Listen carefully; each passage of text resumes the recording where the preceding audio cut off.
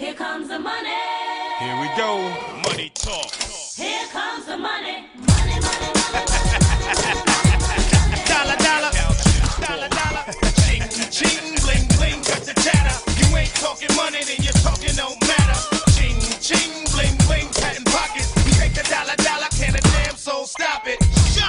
Here comes the new kid on the block. Hold on your bets, here's where the buck stops. See, first of all, I'm stepping out on my own. About time I elevated to claim my own throne. Success in my blood, call it homegrown.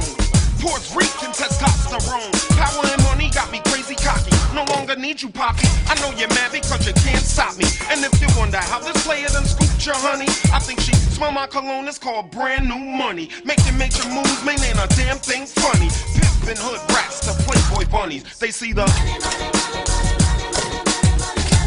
They see it, they see it. Say what? Money. I'm global dollar and roll with about 50. Like to go out smelling fresh and looking spiffy. Don't like clean money, I want my wrist to be filthy. Pops with that retirement fund, I can't touch till I'm 60. So what am I supposed to do? Rolling through, steady patting them pockets till I'm stacking holding two. Ching ching bling bling, catching cash in lumps. It's a Toro, get a jacket, I'm selling them out my trunk. Whenever, whatever, it takes to shake down a dollar. Mozo in that direction, wait a minute, holla holla. All wants to know where they go, where they winning. A Mick and Marshall Monday, smelling just like a mint. You know, back in the days, they said money is the root of all evil. Money. Nowadays, money is the root of rich dreams. Come on. Now, if you can't see the money, get your eyes clean with Visine. I need 5 things plus 7 digits at a time. See my children chillin'.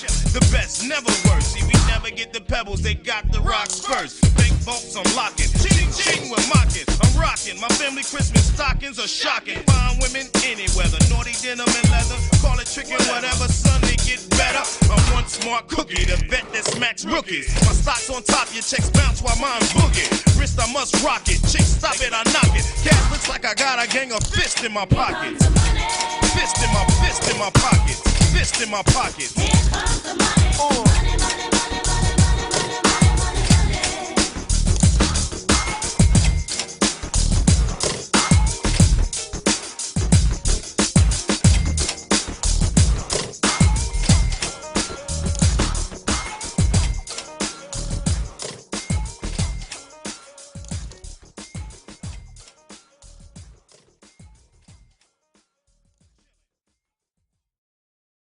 And welcome to this week's Wrestling Breakdown Podcast. Hi, Vanessa. How you doing today? I'm doing wonderful, Ed. How about yourself? Well, I don't know about how my day, if it's great or if it's just good. But it's good for sure. But when you hear that music play, man, it just like brightens things up. You're absolutely right. I was sitting here bobbing my head to it and like trying not to sing, and I was like, it's such a good song. Like it's one of those feel good, happy songs because of the person that it's associated with. You know, I don't know. It's just like every time you but every time you hear it, you gotta smile. And you know, it starts out, "Here comes the money," and then the guy sings, "Here we go," and it's like, yeah, here we go.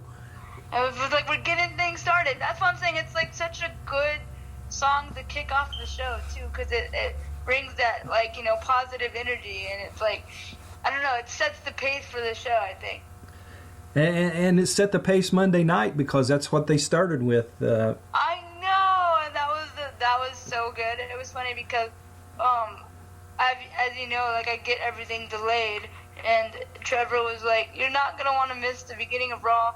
It's a good one." And he was like, "Stay off social media if you don't want it spoiled." And because you know, social media spoils everything. So I was like, "Okay, cool." And then I ended up watching it. I was like, "Oh, it's Shane O'Mac again!" Yes, like so happy, so good to see him again. And at one point, it seemed like it was going to be Shane O'Mac and the Undertaker. Yep. And shame on Vince for... Shame on Vince McMahon for trolling us all. I know, because I was like, oh crap, are we getting an early stare down? Are they planting the seeds early? And I'm just like, oh, it's just Vince McMahon. He comes out there too, and he's like, you expecting anybody else? And then all of a sudden, like, the crowd erupts in like asshole chants, and he's like, he made me laugh because he was like doing the whole conducting an orchestra type thing, and I was just like, freaking Vince, man. He knows we hate him, but he's just playing into it, and that's what good heels do, you know? You know, I got to give the fans in Chicago credit. You can understand their chants better than anybody anywhere, Yeah, I think. It's that's like absolutely true. they are so plain. There's no doubt about what they're chanting. I agree, because sometimes, like, you hear chants and you're like, wait, what are they saying? Like, I'm so confused. But you're right. Like, their chants, for whatever reason, are always crisp and clear, and you're just like, yep, there's no doubt about what they're saying. And, like, I don't know, like, for the first time in a long time, for the first time ever, actually, since he's been gone, I've welcomed the CM Punk chants, because I just thought it was funny, because it's like, they're kind of trying to stick it to Vince, you know, because you said, again, like, they followed that, it was followed by, you know, the asshole chant, and it was kind of like, yeah, you're an asshole, and because you're an asshole, like, that's one of the reasons why this guy is gone. So then they were just like, let's stick it to you and cheer his name, and it was funny because Vince was like, oh yeah, let's see how long this goes to, and I was like, oh, freaking Vince, man. Yeah, Vince was not going to let the crowd get the upper hand on him. He wasn't. He was just like, I'm the boss, damn it, and I'm gonna come in here and take charge like I should. But it was just funny because it's like I said, that's what a heel does. It was like, because when he was doing the whole orchestra thing, I was like, God, he's so annoying. And then, like, when he told us to shut up, and, like, when he was like, oh, how long is this gonna go? It's kind of like, it gets under your skin, kind of, and you're just like, God, I hate this guy. I'm like, you realize that's what I'm supposed to do. I'm supposed to hate him, so it's working. Yeah, it makes me mad when their shtick works. Exactly. A heel being and he uses such simple ones. I mean, the Undertaker one was kind of, you know, a little bit more than just heel 101. But heel 101, you yell at the crowd to shut up, and that's yeah. Vince no McMahon, one after likes all to be these told what to do, you know, especially if you're there and you're supposed to be, you know, energetic, and you're supposed to voice your opinion. So then when you have this guy come out and telling you to shut up, you're kind of like, oh, hell no, you did not just tell me that. Like, I'm going to boo you as loud as I can. And it's funny because when the asshole chant stopped, he even said, like, is that all you got? Like, that's it? Like, yeah, I figured this would take longer. Yeah, that's exactly what he said. Because I felt, especially being in Chicago, but it's just funny how, like, the chants died down slow, and then, like, he kind of, like, improv'd a bit and was like, really, that's all you got? Like, I just thought it was but great. even when it was just Shane, and we're going to back up to some of the things that Shane had to say before his dad came out. I mean, you know, the welcome back and thank you, Shane, and I mean, they were just perfect. Yep. Chicago is absolutely one of the best crowds as far as wrestling fans go. Like I said, I do get annoyed by them sometimes when they chant for their hometown hero.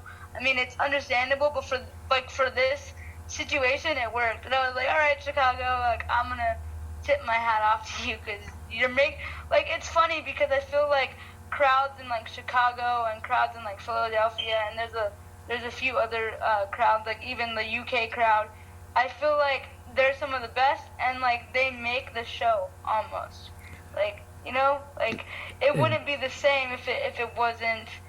It wouldn't be as believable and as viable if it wasn't for crowds sometimes. Well, and awesome. I thought the very same thing you said, which is kind of interesting, that, oh, well, here, my very initial reaction was, here we go with the CM Punk chants. And then my mind just, like, snapped for just a second and thought, but this is perfect for tonight. Yeah, it's perfect for tonight because it's kind of like the whole storyline of Vince running the company into the ground. I mean, CM Punk said it in his shoot, you know, and it's like you have Shane who's trying to take it over, and it's like it's not likely, but you're like, well, maybe if Shane takes control, maybe Punk will come back. Like, you know what I mean? Like, for a second, you throw away all the real backstage stuff, and you start thinking just purely as a fan and, like, storyline wise, and you're just like, this is perfect. It makes absolute sense. Well, let's go back and listen to some of what Shane O'Mac had to say to the crowd before Vince made his appearance. And you have lost your touch. You've lost your touch with your business. You've lost your touch with your fan base. You've lost your touch with reality. You've lost your touch with me. And you've lost your touch with your grandsons. But you know what? All that does, everything that he says, it just fuels me. Because it is my destiny. It is my absolute destiny to be in control of Monday Night Raw.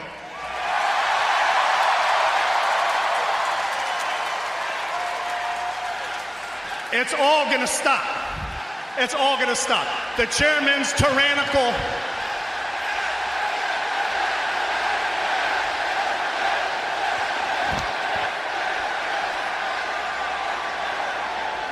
The chairman's tyrannical grasp on everything, that stops. The authority, that stops. All of the backstabbing, all of the backstage politics, that all stops because that is choking the life out of this business.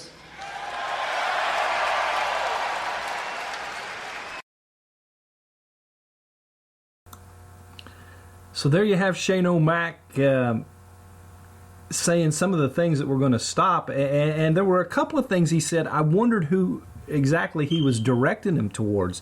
Because, you know, the backstage politics, you know, you wonder who's playing that at this point in time.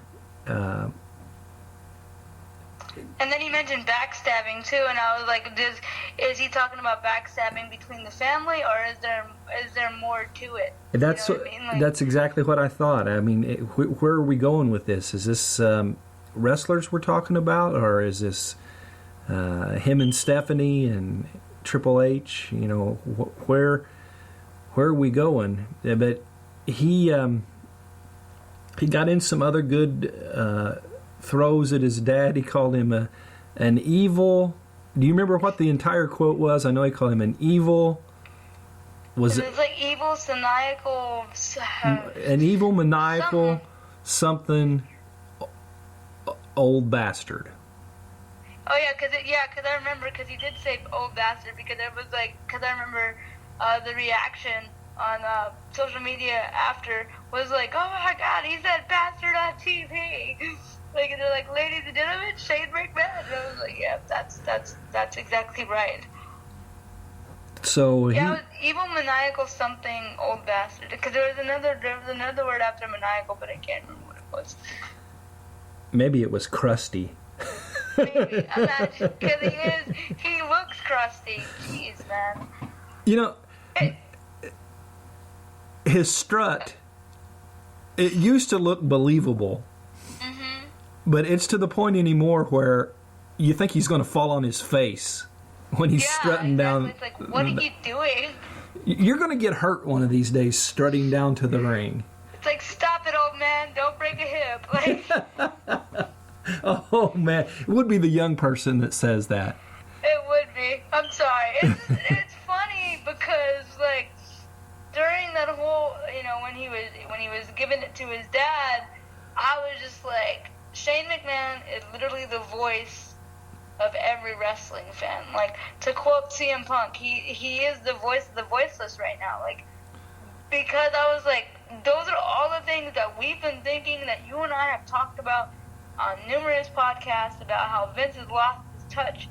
He doesn't get it. He's stuck in the times. He's lost his touch with his business, with his family, not only his family, but his audience. Like, he's so stubborn, he doesn't see what we want.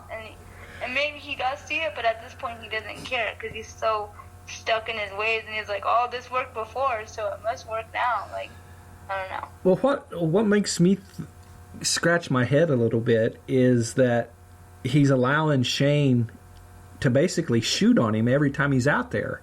Yeah, absolutely. And, you know, I mean, let's face reality. He's still in control of the company. Yeah. And so something's obviously gotten his ear, and maybe it's Shane, not the evil son Shane, but maybe just Shane, the part of the business Shane, said, let me shoot on you a little bit and make it more believable. Absolutely. I have to agree with you 100%. And again, that's where, like, the lines get blurred, because as a fan, you're sitting here watching at home and you're thinking, okay, if Shane wins, and we've talked about it before, if Shane wins, is he really going to take over the company, or is it just a storyline plot? Or is this legit? And the way that I'm seeing things unfold every week, more and more, I'm starting to think, maybe this is legit. Maybe he is going to take over the company, but maybe it's not as random as they're making it out to be. Like, maybe Vince finally was like, all right, maybe it's time that I hand it over. I don't know, like, maybe he's thinking, like you said, someone got in his ear and was like, all right, like, maybe he's finally throwing in the white flag, I mean, because like you said, he's allowing him to shoot on him, and these are real personal issues, and it's so real right now. And it's kind of like, you don't know what you're seeing, if like, whether or not to believe it or not. And I think that's what makes every week so great now, because you're like, oh man, like, what is Vince gonna come out and say now? What is he gonna come out and do now? And same thing with Shane. And it's just like, you never know what you're gonna get. And then you have the element of Stephanie too, and then you have Hunter. So it's just like, I don't know, it's gonna be good leading up to WrestleMania. I just know this for sure. And then of course the Undertaker. Like, what is his role? Why is he doing this? I mean, you heard it last week when he was like, your son's blood is not on my hands, it's on yours. And I'm just like, what does that even mean? Like, I get what it, like, kind of got what it meant, but then at the same time I was like reading more into it. I was like, does that mean something more? And so it's just so much stuff to be answered, and I look forward to it. Well, I think the Taker, he just comes back to win every year. Absolutely. And so I think that's his mindset. It's WrestleMania, and what do I do at WrestleMania? I win matches. Especially in a Hell in a Cell. Yeah, and that's kind of where the blood comes in. You're the one who made it Hell in a Cell. I could have just beat him, but you made it Hell in a Cell. And, there's going to be blood when there's Hell in a Cell. Absolutely. And it's crazy because to elaborate on that, I know I'm getting a little bit further into Raw, but the conversation that Stephanie and Vince had backstage when Stephanie was like, kind of worried for her brother, because she's like, Shane, like, he is your son. He's stubborn and he's determined, and he's going to get what he wants. And it's like, she was kind of like worried for him, like, well, what if he's not going to be okay? What if something happens? And then Vince was like, don't worry, I'll take care of it. I got this. And it was weird, because for that, like, split second, like, the Hill character of Stephanie kind of went away, and it was like her, baby sister worrying about her brother. It was weird to see that transition. So what if Shane actually turns heel and teams up with Vince against Stephanie and Hunter? Man, oh man, I would probably cry. I would be like, why is this happening? See, and that's the thing, like, I would get mad, because I know, like, outside of storyline wise, that Hunter and Stephanie are the ones that are truly best for business, like, like, taking storyline aside, because you see what they do with.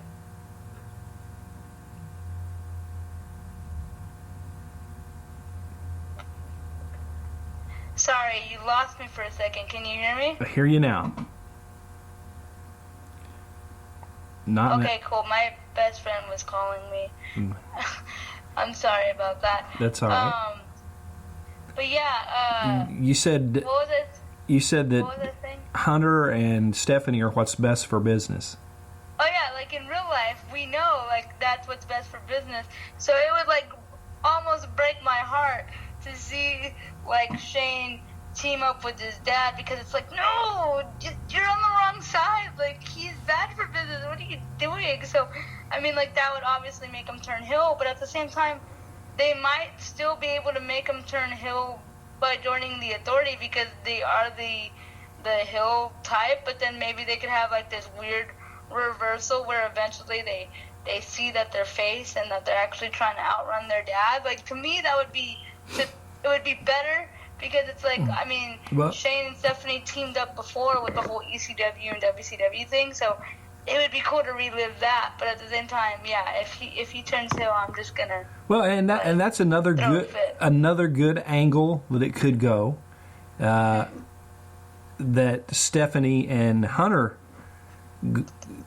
go from heel to face, and work on what's best for business, and Shane being best for business and not Vince, especially with the way Hunter's over right now. I mean, he is absolutely Triple H, the wrestler, right now is over as good as he's been in many, many years. He comes out, the crowd just goes insane. Mm-hmm. And it's funny because it reminds me of the time when he tore his I think it was like his ACL and his quad, and then like he was out for like a year, a little over a year, and then he came back, and like he came back to like a standing ovation, and like he was so over. Like, that's what it reminds me of. And I'm like, damn, Triple H hasn't been this over in forever, because I mean, he was feuding with Daniel Bryan not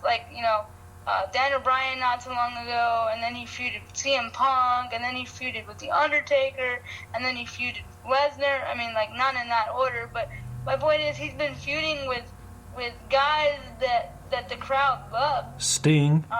And Sting, oh yeah, of course, how can I forget that? And Sting, like, yeah, he's been feuding with the faces, so naturally we boo him, because not only do we hate the Authority, but we're just like, you're fighting our heroes, so to speak. But like now, it's like he's wrestling a guy that the crowd just doesn't like, and they don't like the fact that Vince is hammering on us, and it's like, this is the guy that you're supposed to cheer. Like, as fans, again, we don't like to be told what to do or who to like, so it's just interesting to see Hunter as he's a heel, he's supposed to be a heel, but we're cheering him, and then at the same time, like they mentioned it before in other podcasts and stuff, it's going to be weird to have, Triple H come out. He's not going to get booed, one, because he's facing Roman Reigns, and two, WrestleMania is 2 days after NXT TakeOver Dallas, and we all know that's going to be amazing. So it's hard to hate Hunter. So I think the right move would be to turn him face. Well, it's like he's a split personality right now. There's Hunter, the member of the Authority, and there's Triple H, the wrestler. Yep. And it's like they're two different people. Absolutely. Which is really weird.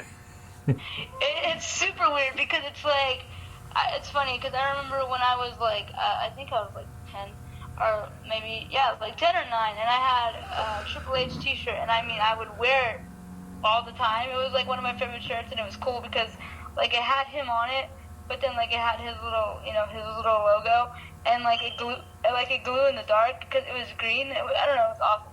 But like I would wear it all the time, and like I don't know, it's kind of bringing me back to that, because it's like you said, there's two different Hunters right now. There's like the cerebral assassin, there's the game Triple H that you love and you want to cheer because you know he's gonna go out there and kick some ass. But then it's like on the other side of things, there's the business, stuck up, suit wearing Triple H who thinks, that he knows better than everybody.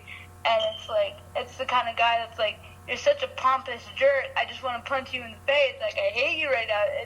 It's weird. It's a very bipolar thing that Triple H is doing right now. And when you hear his music, you're hoping he comes out in a leather jacket and not his suit coat. Exactly, because you're like, if he comes out in a leather jacket, that means I get to cheer him and I get to see, a good old-fashioned Triple H ass whooping. But then if he comes out in a suit, you're just like, oh, And He's just gonna talk. And it's almost like Ambrose almost messes things up for him, because the crowd. Ambrose is over with the crowd. Triple H is over with the crowd. They need to get Reigns back in there, which apparently he'll be back for Roadblock on Saturday. Because it works so much better if they're cheering him against Reigns than it does if they're cheering him against Ambrose. Because right now Ambrose is over. Weird. Exactly, because they've wanted the crowd, myself included, has wanted Ambrose as champion for a while. So it's like when he's in there with Triple H, I feel like there's like this disconnect almost, and this confusion of like, oh, well, shit, who do we cheer for? Like, because 5 seconds ago we were cheering for Triple H, and then now we're cheering for Ambrose. It's like, what do we do? So yeah, you're right. I feel like they need Reigns in that equation, just so we could be like, oh, okay, we could just boo this guy, and then like have two, fan favorites go at it. And that's the thing, like, it's not always bad when you have two fan favorites wrestling each other. Like, to me, like, I always enjoy those matches. Like, one of my favorite matches currently, Sasha Banks and Bayley. Even though Sasha played the heel, the crowd loved her, so it's kind of like, it's cool to see that like divide of fans sometimes when you're like, let's go Triple H and let's go Ambrose, like, you know what I mean? Like, right. To me, that's fun. It adds to the match and it makes it that much more emotional. Well, we'll see with Roadblock coming how they handle his being Roman Reigns' nose being all over his face, as Triple H put it. Seriously, right? I don't know how they're gonna handle that either. Yeah, I think he will be miraculously healed. Yeah, I think so too. I think it's gonna be like, oh wait, your nose isn't broken, unless they make him wear like a weird nose mask thing. I mean, because they did it with Cody, they did it with Trish Stratus once upon a time. But I feel like that's a heel thing. So like, because when Cody had his, he would use it against his opponents, and then when Trish had hers, she used it against Lita in their main event match, and I was so angry. But like, so that's what I'm saying. Like, I don't think like that would be characteristic of Roman Reigns. So yeah, I gotta go with you, and like his nose is gonna be miraculously healed by the time Roadblock rolls around. And we're like, wait, what happened to your nose? That it was broken. Yeah, well, he went to some faith healer and got his hands laid on, and And then bam, boom. it just happened miraculously. No more broken nose. Okay, now I got to tell you, there was a segment in Raw where it was like stabbing my heart out. Okay, which one was it? And that was when Jericho turned on AJ Styles. I guess that's what it was, yeah. It was like, I'm so happy that these two are partners. I'm so happy they're getting along. They're like two of my very favorites. Yeah, absolutely. That's like Kane and Daniel Bryan for me. Right. And then, of course, Chris turns and... Three backstabbers. The code breaker. Jeez. Yeah, the code breaker. I was like, when are you gonna stop? I was like, I think he gets the point. I think he knows you're mad at him. Yeah. I was just like, okay. And the strange thing was, Jericho didn't do a lot of yelling, and he did some, but not as much as you would expect Jericho to do. Jericho, yeah. And then, of course, Thursday on SmackDown, he explained himself a little better. And, well, we'll get to SmackDown in just a minute. Wanted to, before we got there, play a clip from Total Divas about Paige and her confiding in her mother. And then I'll let you... This scene made me cry. Uh-oh. Just gonna put that out there. I watched it. I was like, oh, there goes the feels. I'm crying. Well, hopefully you'll be able to keep yourself composed enough to let us know exactly what it was that happened. Here is a clip from Total Divas.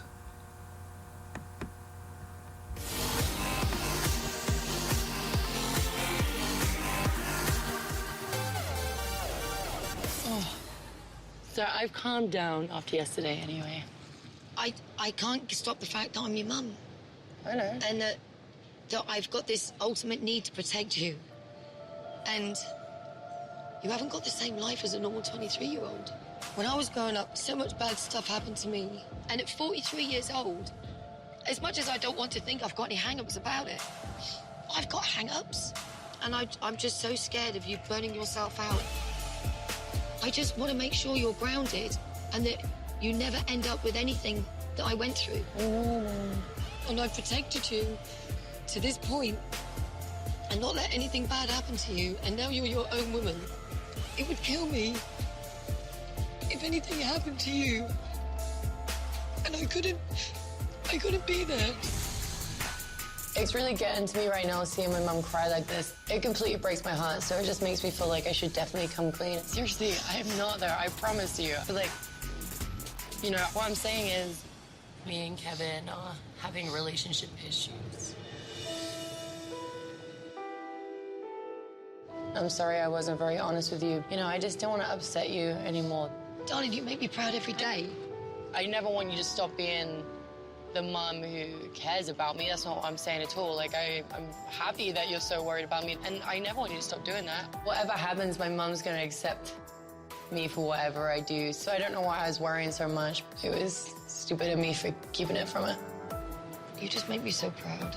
I know, and I love you. And you make me proud.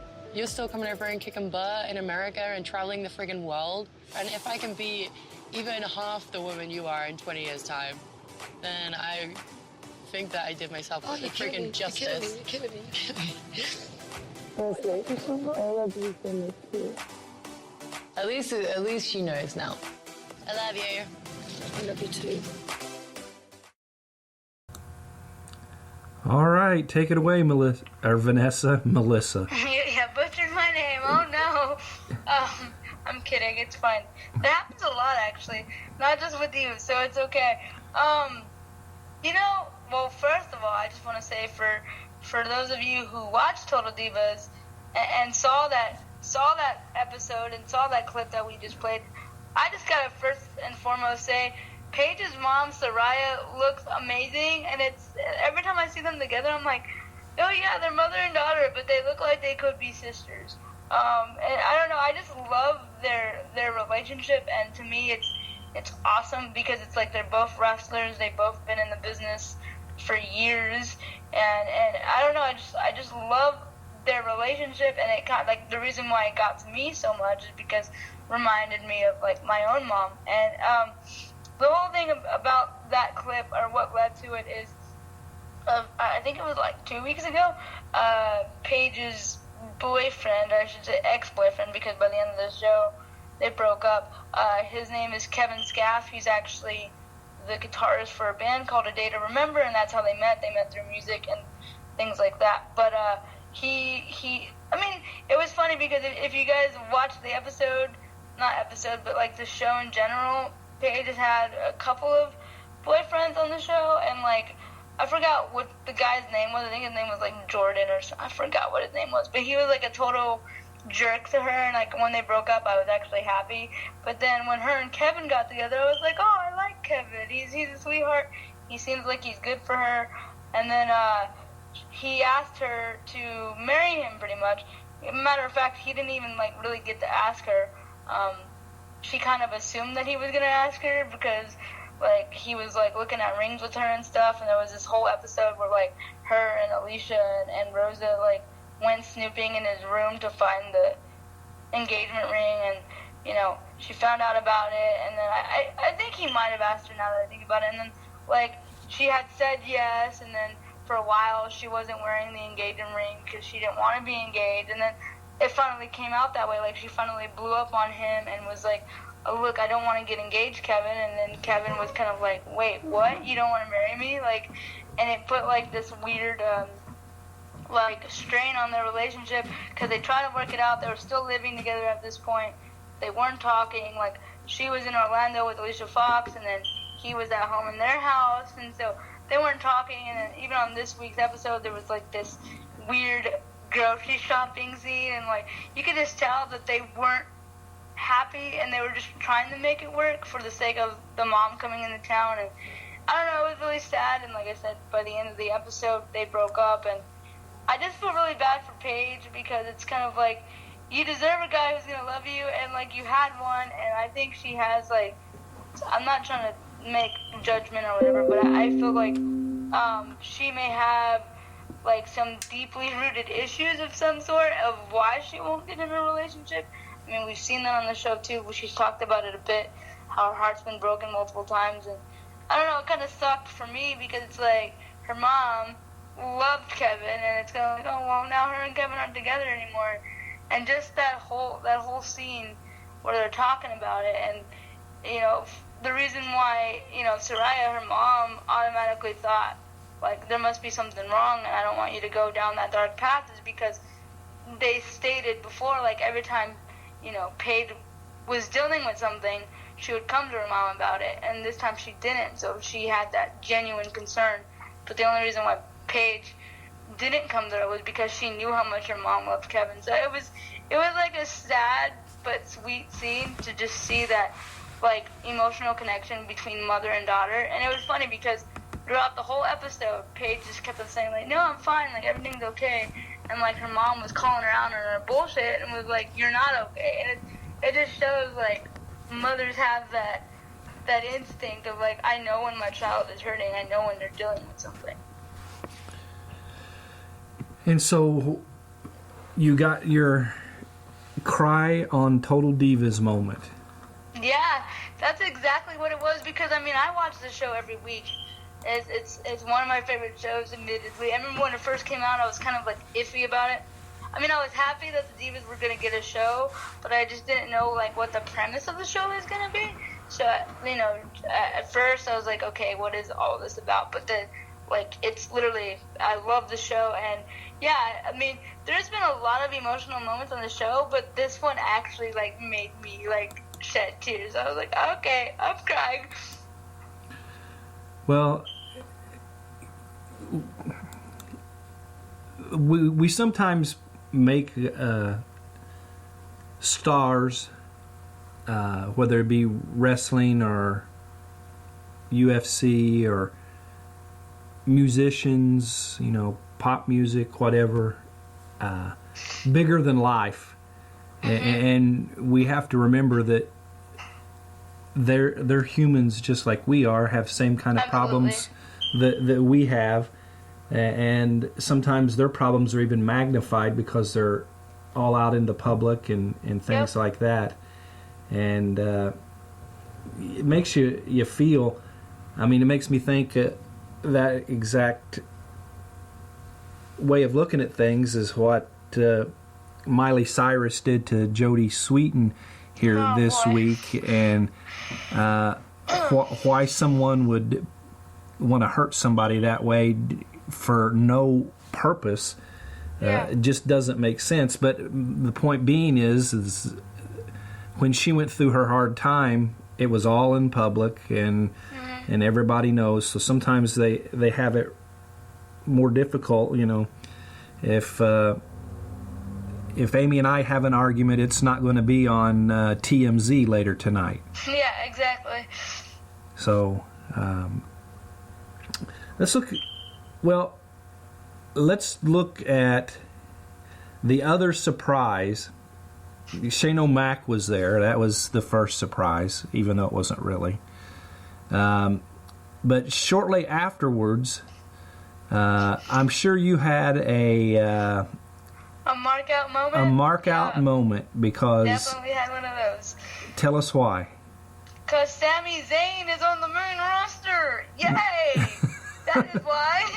I'm so happy. Like, I did not expect that, because there's still stuff going on with them in NXT, and like that's the weird thing, because NXT is pre-recorded, so like when stuff like this happens, because I don't read spoilers, again, I hate them. So I didn't know that he was coming. I didn't know that, like, you know, what everything was happening or whatever. So when I saw him, when his music hit, I was like, no way! And, like, you know, him beating up Owens, and it's just, for me, it's like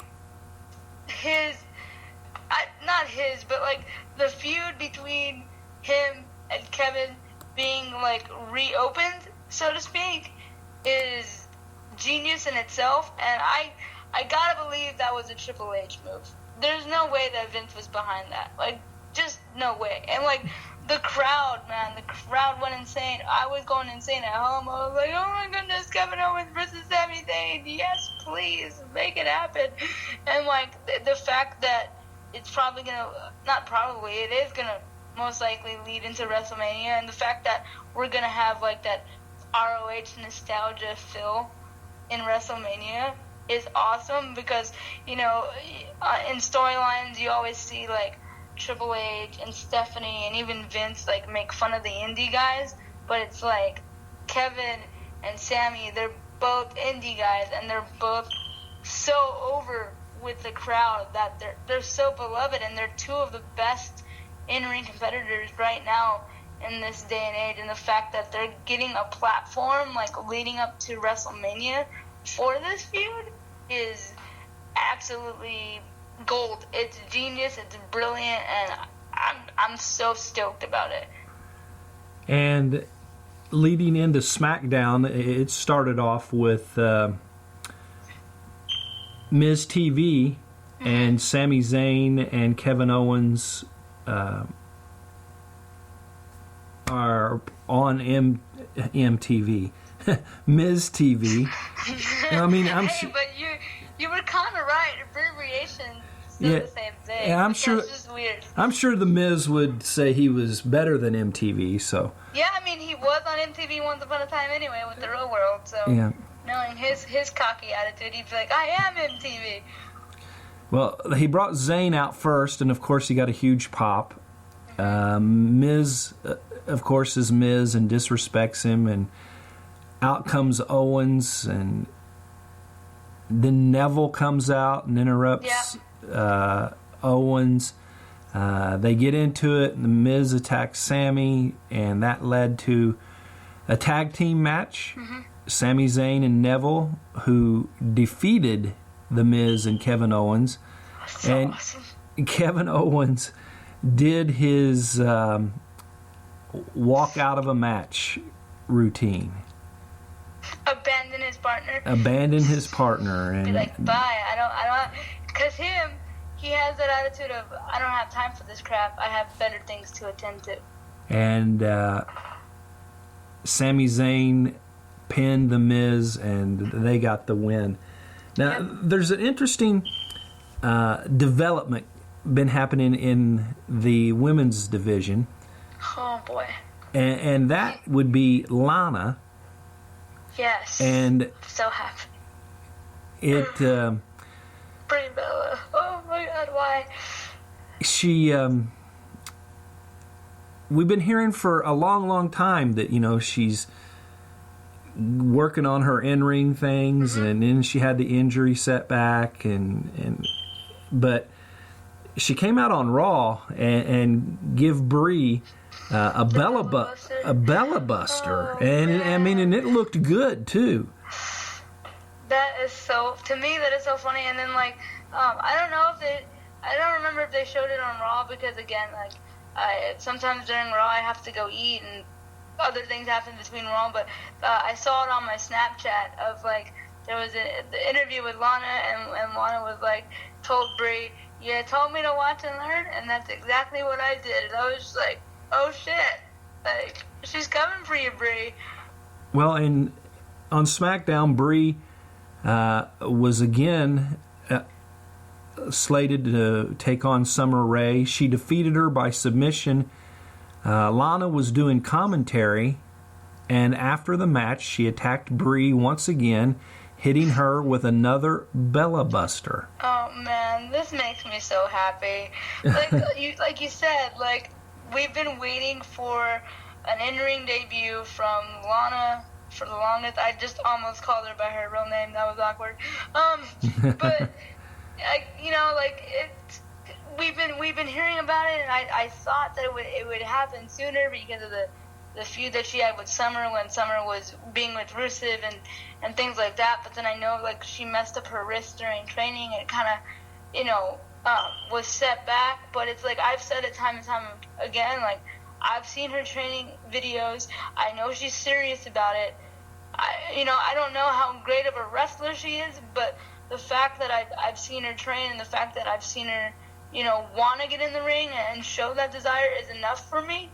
And, because she's not just content with being a valet or a backstage interview or whatever, She just doesn't want to be just a mouthpiece. She wants to get in the ring and be a part of the said Divas Revolution. And I think it's going to make things interesting. And this feud alone, pulls at my heartstrings, like you were talking about the whole, AJ and Jericho thing stabbing in your heart. This is what that's doing for me, because I'm like, but Brie Bella, she should be champion, but she's not, and I want to root for her because she's paying homage to her husband every night, and I love that. But then it's like, but Lana, man, Lana's been one of my favorite heels from the get-go. Even when, she first debuted with Rusev, I was like, dude, I like you. You're magical on the mic. You make Rusev credible. This is awesome. Admittedly, I hated when she was with Dolph Ziggler. Did not like it one bit. I was like, this makes no sense to me. No, I didn't like it. So I'm just happy that she's doing something else aside from being a valet and being with the guy. It makes me happy to know that, whoever's in charge is giving her the opportunity to get in the squared circle. And we know that Lana is a good Christian woman in her everyday life. She is not afraid to profess her faith, and she.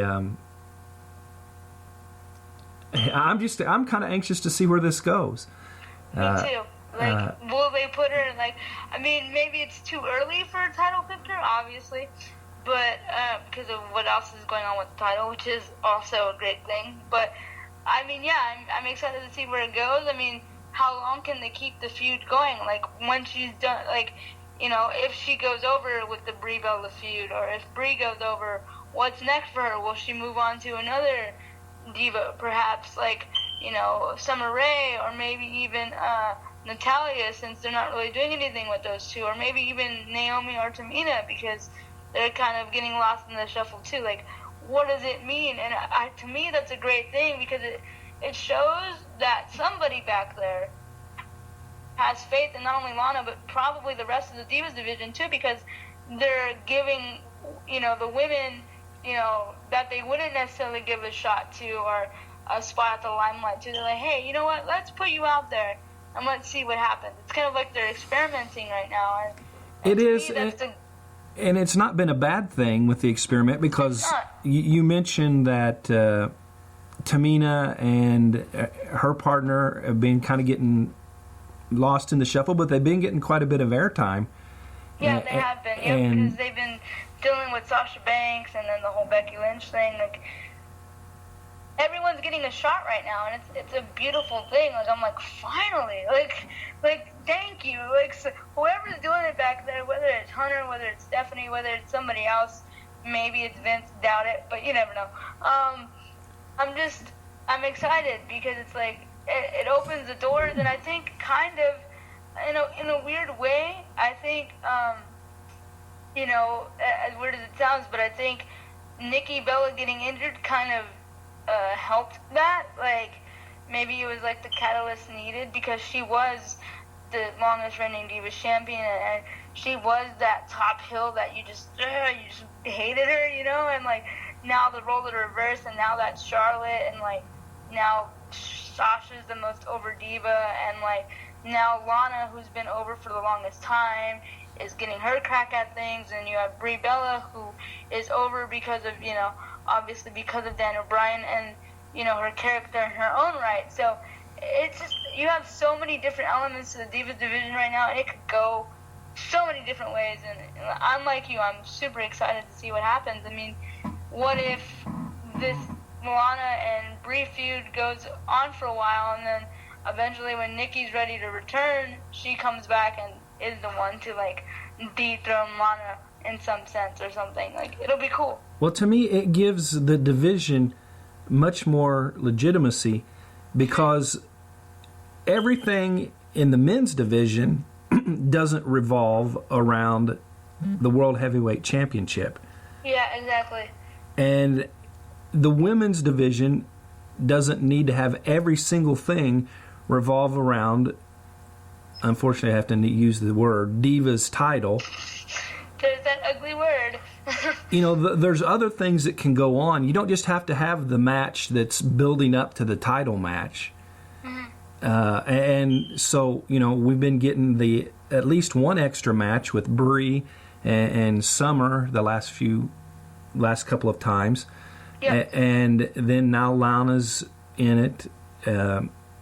So everything doesn't have to be geared around whoever the champion is and whoever is coming up next to fight the champion. I agree. And it just makes it so much better because, like, for the longest time we've wondered, you know, can Lana go in the ring? And now we're about to finally get that answer. And it's like, maybe once we see how good she can go, does that mean that one day, somewhere down the line, she will be a legitimate threat to the title and she will be one of the top, you know, heels or maybe faces in the women's division? It's incredible. Like, I'm so happy it's finally happening. We're getting some steam. It's been taking a long time, and I'm gonna knock on wood right now because, like, I just don't want to speak too soon and then, like, blow up in my face because it's happened multiple times. Well, here's my thought. Doggone it, they've got 3 hours on Raw. Yeah, that's what I'm saying. And instead of running recaps of things over and over and over, give us an extra women's match. Absolutely. Give me 3 of them. Yeah, give me 4 even. But you have enough. Well, we certainly do. I mean, we're watching the stupid the 4 social outcasts? Yeah, the social outcasts. I mean, we have to watch the social outcasts get beat up by somebody every week. And you know, I know that I don't know. It's just that frustrates me that when I know that there is good. It doesn't matter whether it's male or female. There's a lot of good competitors who aren't getting any TV time. Yep. And we got the social outcasts coming out every week acting stupid. Yep. Our New Day even. Well. Let's not go down that path. Yeah, let's not even go down that path right now. And, but no, I understand what you're saying completely. You know, I mean, look at the division. It's freaking stacked with talented women. And why stack it if you're only going to have one or maybe, if we're lucky, 2 matches? 2. And only use like 5 people. Right. I mean, what's the sense of having that many on the main roster if you're not going to use them? All of them. I agree 100%. And it's just so frustrating because it's like one of them that frustrates me a little bit more than anything is Natalia. It's like, well, why aren't we using her? Can we, like, is there like a legitimate reason? Is she injured? And they're like, oh no, she's not injured. She's just sitting backstage with nothing to do. Like, okay, then why even bring her on this? Like, why even have her travel and why even have her, you know, be away from her husband and things like that when you're not even gonna use her? Well, it makes no sense to me. Well, It's think about people like this. Think about Sheamus and his group. Think about Ryback. Think about people like that. They get good segments, and they're not in any title hunt right now. Well, they're kind of putting Ryback now into the U.S. title hunt, but they don't have to be after a title to show off what kind of skill they've got. Absolutely not. Just a regular match would be I would be okay with it. Like, if one day randomly we got Natalia versus Naomi, Right. at first I would be like, okay, why are these two wrestling? But then that's the whole point. Have the match happen and then have something in the match happen to create, like, a reason for them to have a feud. It's not that hard. Like, come on. Well, Trevor wanted me to mention that he's really frustrated with Vince Russo and his continued commentary about the Divas and many other things, too. Trevor says he sure appears to be a loudmouth and gets attention. Yep, that's exactly what Vince Russo does. That's the thing, though, because I feel so bipolar when it comes to that guy. Like, legitimately, because I'm like, sometimes he says things that make sense, and I'm just like, oh, yay, finally, somebody said it. And then other times I'm like, what the hell are you talking about? Stop being stupid. Like, just, yeah, he gets on my nerves sometimes. He's definitely a loudmouth, and yeah, he keeps putting down the Divas division in a sense, and it's like, you're not helping, buddy. Like, because we know that he has this, like, I don't know, following, I guess. I was trying to come up with a better word, but he has his fans, and it's kind of like, he has his fans to the point where some of them will listen to anything he says and follow anything he says sometimes, and so it's kind of like, you're not helping. Like, just shut up. Like, I don't know, it just... Well, there's just certain people... the Divas division, you know? Right, and there's just certain people in the world that, in my case, I just don't like, even when I try to like them, and I think that they've changed their colors a little bit, and that they're coming around to being a decent human being. And then they, like, swerve you, and they're like, too bad you and then they just prove me to be right the first time about him being an idiot, and wrong about giving him a chance. Yep, that's exactly what Vince Russo does to everyone. And it's not always just in the wrestling. I mean, they're political people are that way sometimes, and you think all of a sudden, well, maybe they've kind of got it together, and then boom, they come out with something bigger than the worst thing they've done in the past. And it's like, why? I shake my head, think to myself, I knew better the whole time. And I just lowered my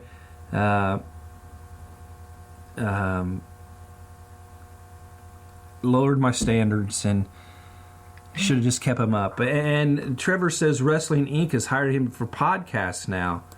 Oh boy. And of all things, I used to work for Wrestling Inc. This podcast? I used to do their Impact updates for the night, live updates for Wrestling Inc.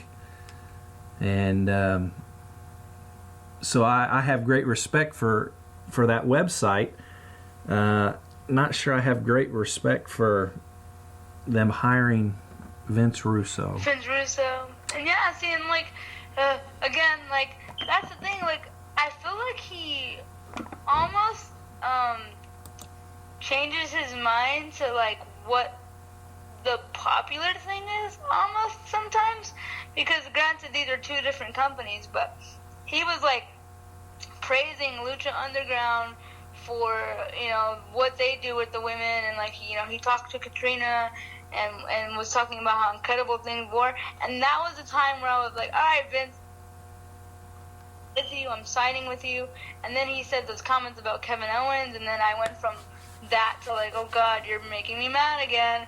And then now these comments about the Divas division, and it's kind of like our women's division, I should say. Like you can't praise Lucha. I mean, to me, I know it's two different companies, and I know they do handle their women drastically different, but it's just so weird to like sing praises of the women there and then go to the WWE and like trash them in a sense, because it's not their fault that they're not getting, what they should. Like, just because the writing in WWE sucks sometimes, almost all the time when it comes to the women's division, doesn't mean you should trash the people a part of the women's division. Like, you shouldn't be trashing Becky and Sasha and Natalia or Naomi. Like, they don't deserve to be trashed because of the writing, you know? So Exactly.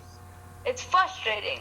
Like, I just... Ugh. You know, if they're not pulling their weight in the ring, if they're just, you know, basically showing up and drawing a paycheck, that's one thing. But if they're getting poor storylines and they're getting poor matches put together for them and things, then they don't deserve the heat. It's the people that that's there. And Trevor just sent me a message. Natty wants to work. Yep. And they're not letting her. It's like, well, why? Why? I don't get it. Like I said, she could easily be at home right now with her husband. Her husband is still recuperating from neck surgery because he pretty much broke his neck. And it's like, she could easily be at home. But no, you know, she has a love and a passion for this business. She loves getting in the squared circle. Again, she wants to work, but she's not. And it's so mind-boggling and it's so frustrating, and it literally makes me want to like pull my hair out sometimes, because it's like, you have these people that are, again, I'm just making assumptions, but just for example, you have people like the social outcasts that are maybe possibly okay with what they're given. You know, they're just gliding by. They're content with whatever storyline it may be. And again, I could be wrong, but this is just a general, you know, statement. And then like you have people like Natty who want to work, who want to go out there, but they're not. And it's like, how is that okay? Yeah, she's got to cringe every time the social outcasts come through the... Oh, God, yeah, I know. I'm just like, why? And it's funny because it's not to knock, like, Bo Dallas, or Adam Rose, or Heath Slater, or Curtis Axel. Like, I actually enjoy all four of them individually, but it's like, what? Why? What is this? Like, you could have come up with something better. Like, who's writing this crap? I'm sitting here just shaking my head. I know nobody can see me, but I'm doing the same. You're not alone. Yeah, who's doing it, and why? Who's doing this to our show, and why? I just don't get it. And like, yeah, to go back to the women's division, it's not their fault that the storylines aren't the greatest. I mean, for me right now, I'm okay with it. Like, you have the triple threat thing, you know, that to me is, it's amazing. I'm so happy that we finally got it. But granted, it could be better, but again, these women who bust their ass off night in and night out don't deserve to be trash talked by Vince Russo because writing is bad. And to me, you would think he would know better, being, you know, a former writer for WWE and being a guy within the business, that he would know better, that it's not their fault. And the fact that the things that he says makes it seem like it is, it's just, it's upsetting. And it's gross, honestly. That's a new one for Vince Russo. You're gross, Vince Russo. He's gross.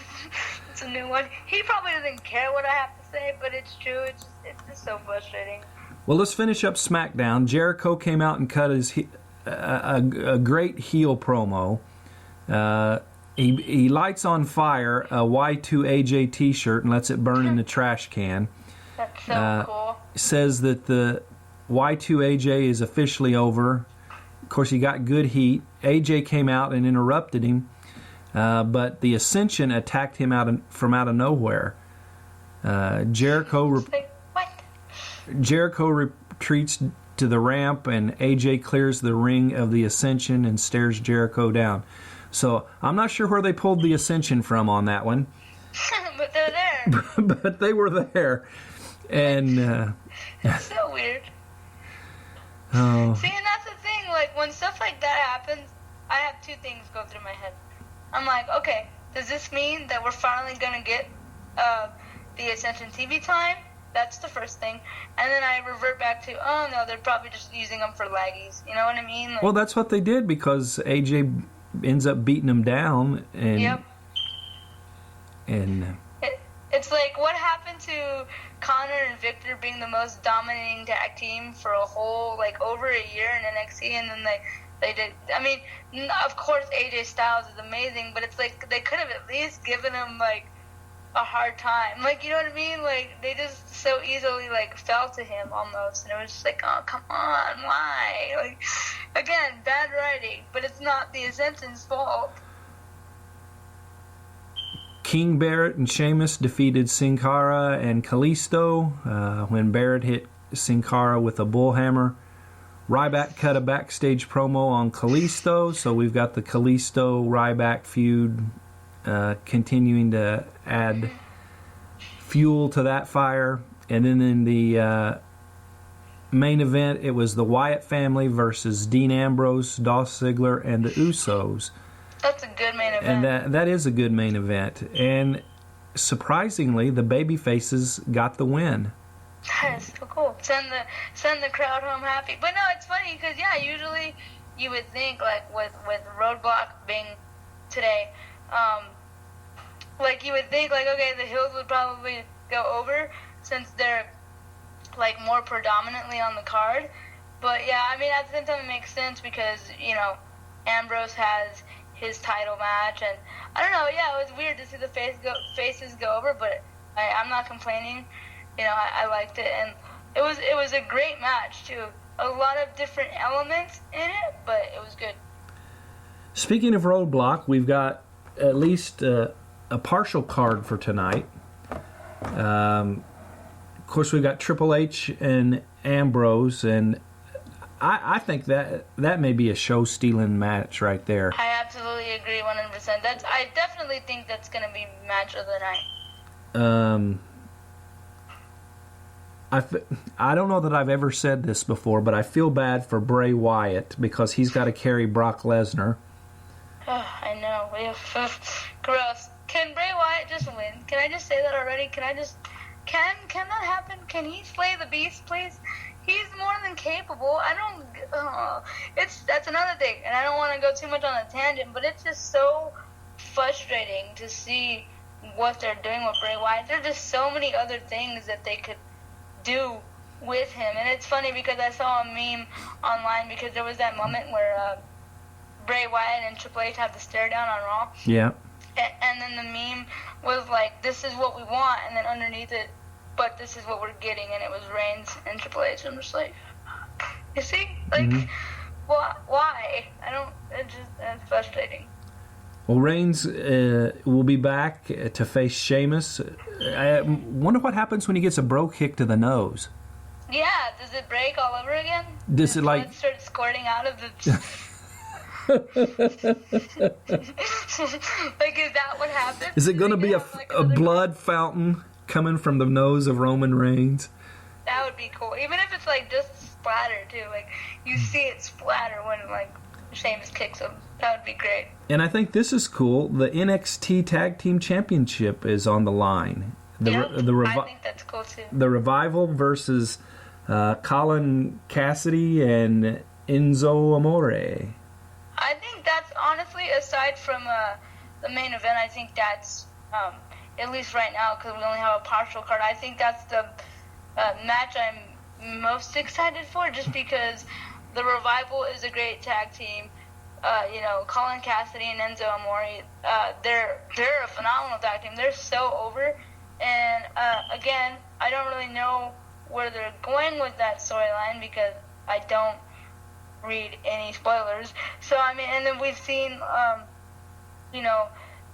Colin Cassidy and Enzo Amore, they've been traveling on the main roster, so I don't really know what's going to happen with that one, but I'm excited for it. And this week we learned that the newest addition to the Hall of Fame for the class of 2016 wasn't one of the early released names. Yeah, I know. I was surprised about that, too. It was none other than the Big Boss Man. Yep.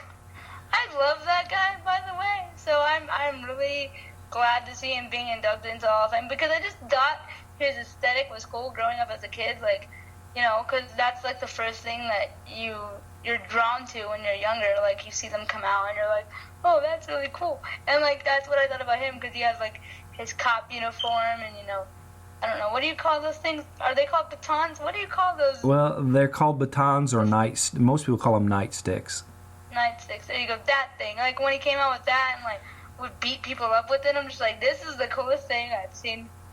And he could do all those moves, you know, twirling it and all that stuff. I mean, he definitely played the role of a corrections officer from Cobb County, Georgia. That's awesome. It worked for him. It did. And so yeah, I'm excited to see that he's going in there.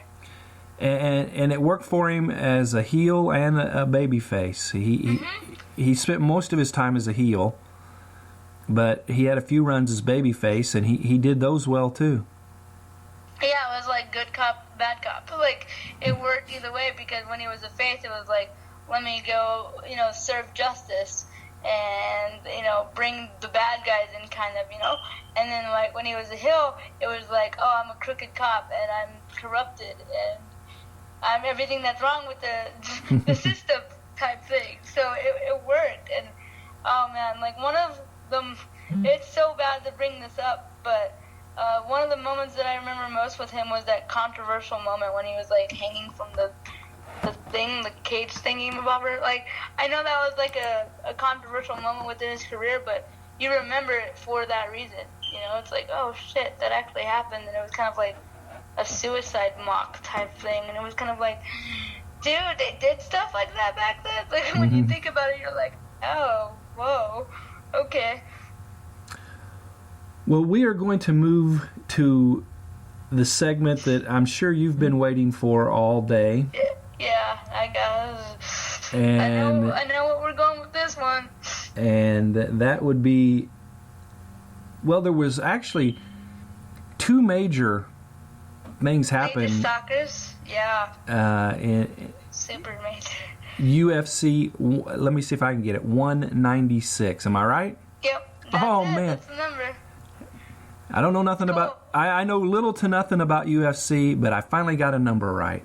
You got the number right. I'm proud of you. You're making improvements. I'm progressing. So I'm just going to be quiet and let you ramble on. Ramble? Okay. I will definitely do that. All right. So, I mean, everyone probably knows at this point what happened at UFC 196. And if you don't know, then get out of your rock and your cave and go Google something. Because it's everywhere. And it's funny because for the first time in a long time, I actually wasn't able to order this pay-per-view because I had to save money for a trip, and then not only that, but I wasn't even home when it happened because I was at my friend's house and I spent the night. And it was funny because my friend from South Carolina, who's an MMA fan, she was like texting me back and forth while I was at my friend's house and giving me play-by-play.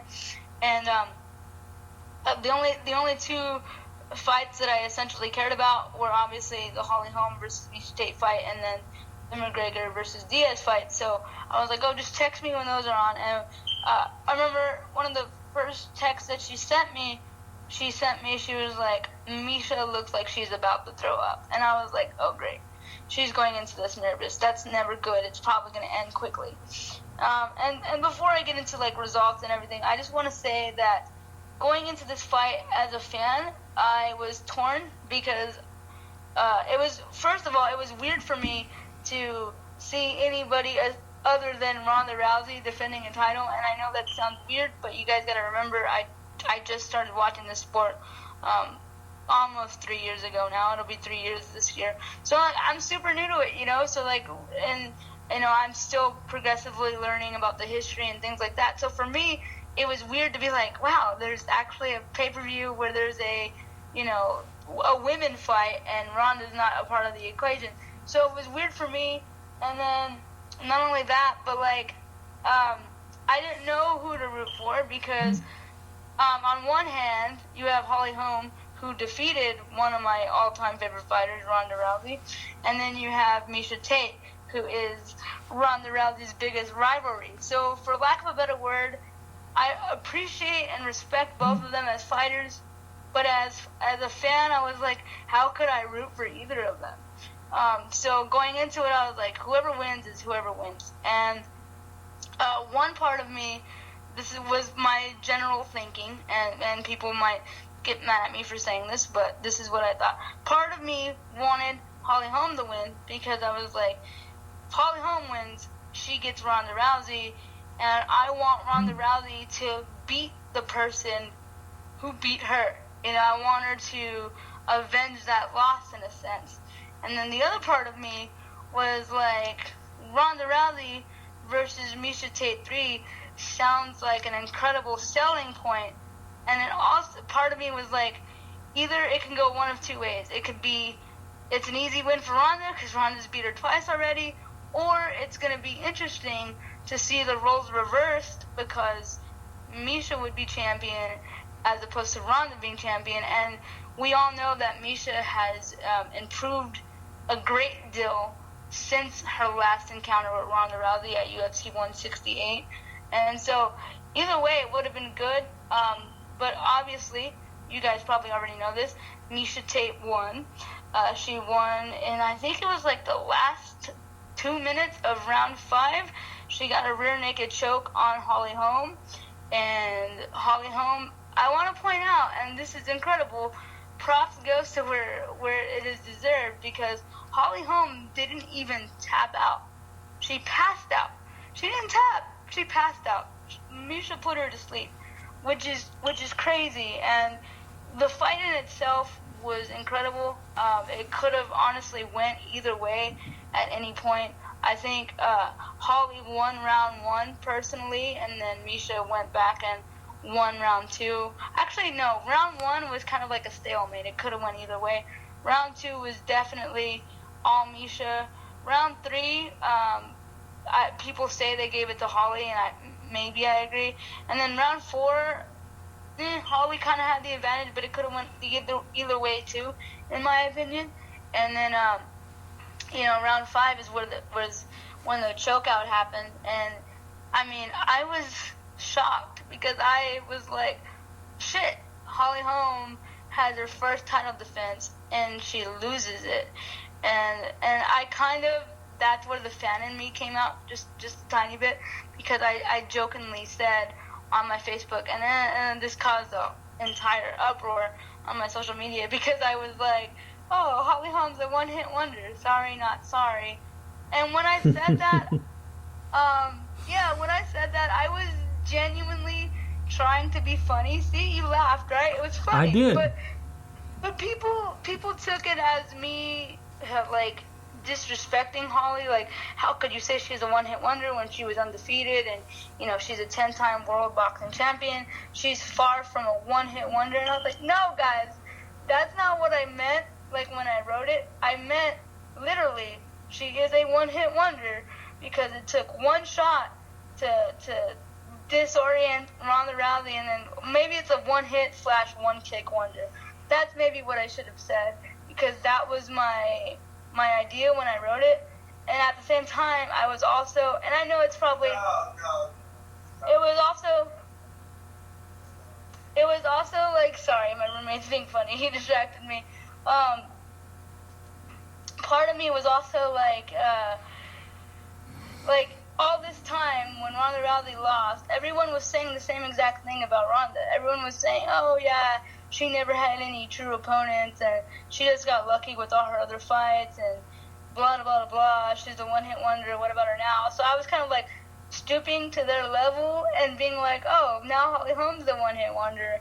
And maybe it was like the wrong thing for me to do, but I mean, I did it. So, and there was memes about Ronda Rousey haters say she's not a good fighter, but she successfully defends her title 6 times, and Holly Holm couldn't even defend hers once. And I was just like, see, that's the beauty of being a fan. Some fans are casual fans, some fans are gonna trash talk, and for a while stuff like that would really bother me, but I'm starting to kind of embrace it now and get used to it.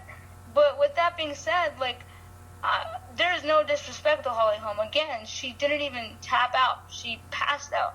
Like, that's incredible. And, now there's already talks of I guess Dana, he texted Ronda Rousey during that fight, and apparently she wasn't even watching it. She was in Reseda, California with Marina watching a PWG event. Isn't that awkward? Wrestling. But But yeah, she didn't even watch it, and I guess, Ronda asked Dana White, so what happened? And Dana was like, well, Misha Tate just choked out Holly Holm. And then Ronda's response was, well, I guess it's time for me to go back to work. And a lot of people were like, well, what the hell does that mean? Like, was she not working for a possible Holly Holm rematch? Or does she feel comfortable now because it's Misha, and Misha beat her twice? I mean, she beat Misha twice, and is she so, like, distraught over someone that she has legitimate bad blood with holding on to that title? I mean, there was just a bunch of, speculation, and there was a bunch of, like, fantasy booking, and people were saying what should really happen, because I think Dana admitted that it makes the most sense for Ronda to be Misha Tate's next opponent, but then some people were like, well, why can't it be Ronda versus Holly Holm? That way we still get Ronda versus Holly Holm too, and then that be a number one contenders fight, to face Misha. So I don't necessarily know what's going to happen with that, but all I know is that it goes down in the history books that Misha Tate is the third holder of the bantamweight title, and it's just funny because it's like Ronda, Holly, and Misha, and there's memes about them being the new rock, paper, scissors because it's one or the other. I'm just like, that's hilarious. And I mean, I'm like devastated that Ronda's not holding the title anymore, but at the same time, I'm excited to see where this goes. I mean, if we do have a Rousey versus Tate 3 when that happens, again, the roles are going to be reversed because Misha's going in as the champion, and then, actually take that back, because the first time Misha was the champion, and then in Strikeforce, and Ronda got it from her, and then in UFC, Ronda was the champion, and then, retained the title against Misha. So it's kind of like the roles are switched over again. So I'm just excited to see what happens, and like I said, I think Misha has improved a great deal since their last fight, so it'll be interesting to see how it goes. And as far as Holly goes, I'm sure she's she has a fighting spirit. I know that. I've never denied it, and she'll be back, and I think she'll definitely be in the title picture somewhere down the line, whether it's Holly Holm versus Misha Tate 2 or Holly Holm versus Rousey 2. I know we'll definitely see her in the title picture again, but I want to make this wager for anybody who might be listening, who are friends of mine, who know that I'm a Ronda Rousey fan, who despise Ronda Rousey. I want to make a wager with anybody. I don't know what the wager will be, but I am putting whatever on the line and saying that I can guarantee you that Ronda Rousey will be champion again by the end of this year. That is my prediction. I know some people may not agree with it, but I'm going to go with it, and I'm going to roll with it, and we'll see what happens. But yeah, that's that for that. But okay, so now on to the main event, and I'm not going to talk too much about this one because admittedly I love MMA, but I root for the women, and that's like my main focus. But this one was Nate Diaz versus Conor McGregor. Conor McGregor moved up in like 2 or 3 weight classes just to save this event, and kudos to him because he was supposed to be in a lightweight belt with Rafael dos Anjos, and as you know, like he got injured and they had to figure out what are we going to do for the main event, and it was a great marketing idea. It was 2 trash talkers of the sport, going at it against each other, and it was a fight. It wasn't for any title. It didn't have any title implications to it. Like we were talking about wrestling, sometimes the title doesn't have to be involved to get people interested, and then you have like these 2 iconic characters like Conor McGregor and Nate Diaz fighting each other, and that was enough to sell the pay-per-view. And that fight ended in a choke as well. Friggin' Nate Diaz choked out Conor McGregor, rear naked choke, and Conor McGregor actually tapped out, which was pretty surprising to me because it was like, oh, Holly didn't tap, but you did. But that's besides the point. And prior to that, it was a slugfest. There was blood everywhere, and Nate Diaz was busted up. But it was an incredible fight, and admittedly, I am a Conor McGregor fan, but I'm also a Nate Diaz fan. And the thing with that, I feel weird because it's like, I respect Connor as a fighter, but sometimes he says things that absolutely rub me the wrong way. And one of the things is he said that he would kick Jesus' ass. He said that, and like I was just like, really, like why would you be so stupid and be so disrespectful to the holy name? So to see him tap out, honestly, I would just say he got his comeuppance. He deserved it, and I'm glad he lost, and maybe that will bring him down to reality a little bit, you know. And I don't know what's next for him. He's still the featherweight champion, so in the press conference, I think Dana and him both agreed that it would make the most sense for him to go back to the featherweight division and defend his title. So, I mean, we'll see what happens. There's just so many open possibilities in the UFC right now, and again, that's what makes me excited to be a fight fan. Well, he surely must have endeared himself to Christians around the world by saying he could beat Jesus. Yeah, it was bad. Nobody likes him now. Like, that was just, because, I mean, I get there's a time for trash talk everywhere, but just that line was just like, what are you doing? Like, it was too much. So I'm absolutely ecstatic that he lost. And it's weird because, like I said, I'm a fan, but sometimes there's things that you don't say, you know? Well, that'll wrap us up for this week, and good show, Vanessa. Thank you. I appreciate it, Ed. It was a good show with you too, and you guys go and enjoy Roadblock. I'm assuming it's gonna be an amazing card. It looks like it's shaping up to be amazing. So yeah, guys, enjoy your Saturday. There you go. So we are out of here. Bye, guys.